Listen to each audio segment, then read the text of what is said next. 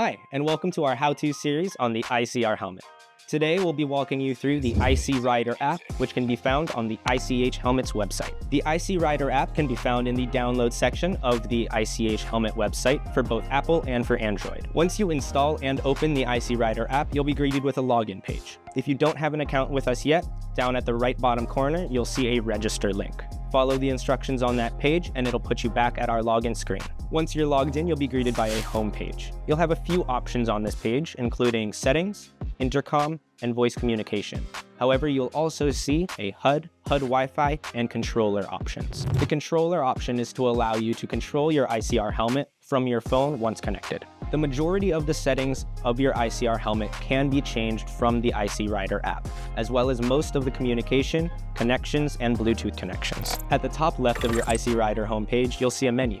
This menu will allow you to leave feedback as well as look at your user manual for your entire device. The user manual includes in-depth step-by-step instructions on almost every feature of your iCR helmet. And as we progress through this how-to series, we'll be bringing you those in video form. That's it for today's how-to. Just a quick walkthrough of the iCRider app. Please check out the rest of the videos on the YouTube channel for other tips and tricks, and we'll see you in the next one.